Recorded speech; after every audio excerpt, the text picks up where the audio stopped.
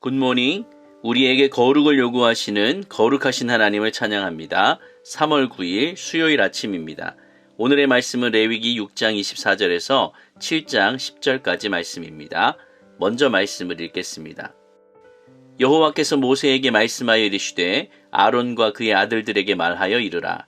속죄제의 규례는 이러하니라.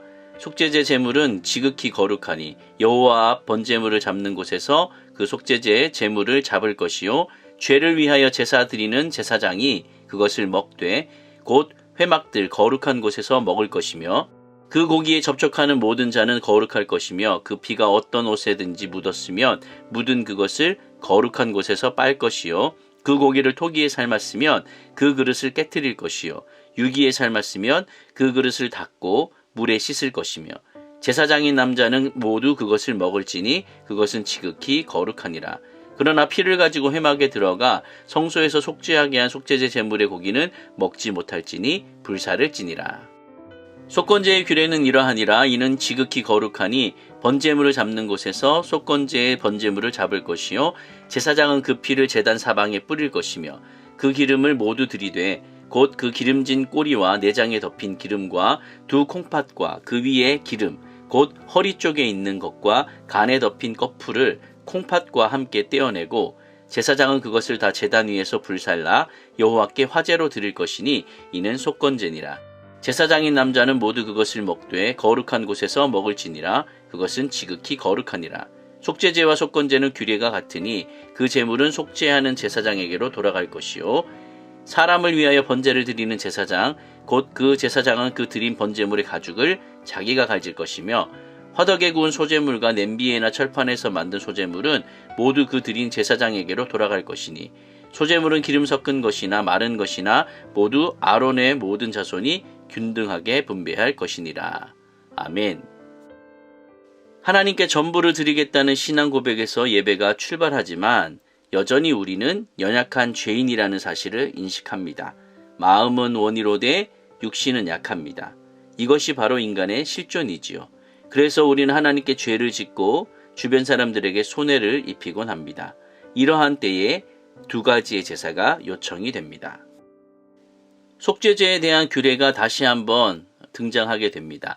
레위기 4장에서 제사장과 회중을 위한 속죄제 규정에서는 여호와 앞에서 잡도록 했고 또 족장과 평민의 제물을 잡을 때는 번제물을 잡는 곳이다라고 표현이 되어 있는데요. 레위기 6장 25절에 와서는 번제물을 잡는 곳 여호와 앞에서 잡으라라고 앞에서 말했던 그 두 가지의 장소를 합쳐서 말하고 있습니다. 이것은 곧 번제물 잡는 곳이 바로 여호와 앞이다라는 사실을 말해줍니다. 번제물을 잡는 곳에서 속죄제물을 잡게 한 것은 속죄제 제물이 히브리어 최상급 표현을 써서 지극히 거룩하기 때문이다라고 말합니다. 속죄제 고기는 가장 거룩했습니다. 속죄제 고기에 접촉하는 모든 자는 거룩할 것이다라고 말합니다. 속죄제 제물이 이렇게 지극히 거룩하니 속죄제의 중요성을 강조하고 있습니다. 부지 중에 지은 죄라고 해도 대충 넘어가서는 절대로 안 됩니다. 해결하지 않은 작은 잘못이 하나님 또는 이웃과의 관계를 깨뜨릴 수 있기 때문에 그렇습니다. 하나님은 고백하는 죄를 용서하십니다. 큰 죄, 작은 죄가 아니라 고백하는 죄를 용서하십니다. 그 용서의 선포가 새로운 삶의 출발점이 되는 것이죠. 이 속죄제 고기를 다루려면 거룩한 사람이어야 합니다. 고기에 피가 묻은 것은 빨거나 제거하고 닦아내야 하는데 부정한 것이 전염이 되었기 때문에 그렇습니다. 속죄제 짐승을 안수하면 제사하는 사람의 죄가 옮겨져서 더럽혀집니다. 속죄제 짐승의 고기는 인간의 죄와 성소의 부정결이 묻어서 오염된 상태이기 때문에 그 피가 옷에 묻으면 옷을 빨아야 하고 그 고기를 그릇에 삶으면 그릇을 깨트리고 씻어내야 합니다. 받쳐진 고기는 거룩하지만 동시에 더러움으로 오염된 고기이기도 합니다. 이게 무슨 말이냐면 마치 예수님은 죄가 하나도 없으시지만 온 인류의 모든 죄를 대신 지고 저주를 담당하신 것과도 같습니다. 속죄제 규례에는 거룩이라는 단어가 5번이나 등장하는데요. 하나님께서는 사소한 죄라도 멀리 하시는 동시에 우리에게 거룩한 삶을 기대하고 계십니다. 거룩한 삶은 바로 죄 용서에서부터 시작을 하고요. 죄 용서는 죄의 고백에서부터 시작합니다. 따라서 우리는 예배의 자리로 나아가기 전에 자기 자신을 먼저 돌아보아야 합니다. 내가 혹시 고백해야 할 죄가 있는지를 돌아보셔야 한다는 얘기죠. 주님은 우리를 거룩함으로 부르고 계십니다. 마지막 부분에 다루고 있는 것은 속건제인데요. 속건제를 드리는 방법은 속죄제와 동일합니다. 수양 4장의 기름과 기름진 꼬리, 2 콩팥, 간 엽을 바치고 남은 고기는 제사장이 먹습니다. 제사장 자신이 자신을 위해 속건제 제물을 드릴 때는 먹지 않고 태웁니다. 다만 속건제는 속죄제와 달리 동물의 피를 제단 사면벽에 끼얹습니다. 속건제물의 피를 처리하는 방식은 속죄제보다는 화목제에 조금 더 가깝습니다. 이는 속건제는 제사상에 피해를 준 경우를 위한 제사일 뿐 제단이나 성막을 오염시킨 죄를 위한 제사가 아니기 때문입니다.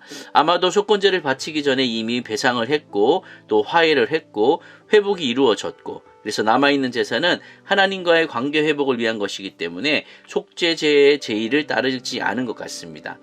속죄제와 마찬가지로 속건제도 지극히 거룩한 제사입니다.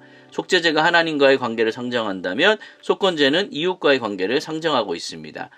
이웃에게 끼친 피해에 대해 가볍게 여겨서는 안 된다는 점을 성경은 우리 가운데 가르쳐 줍니다. 이웃에게 입힌 피해를 보상하지 않고는 용서도 있을 수 없습니다. 오늘 말씀을 정리하겠습니다. 거룩한 삶이란 하나님과 이웃과의 관계에서 이루어집니다.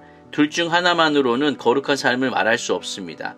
하나님께 범하는 죄는 이웃이 입는 피해로 이어지게 되는 것이죠. 속죄제와 속건제 규례는 한 동전의 양면일 수밖에 없습니다. 하나님 사랑과 이웃 사랑이 한 동전의 양면인 것과도 같습니다. 진정한 거룩의 길로, 진정한 거룩의 삶으로 나아가길 원하십니까? 하나님과의 관계, 그리고 이웃과의 관계를 돌아보십시오. 거기에서부터 출발하는 것입니다. 그렇게 거룩한 삶으로 나아가시는 모두가 되시기를 예수님의 이름으로 축원드립니다. 아멘.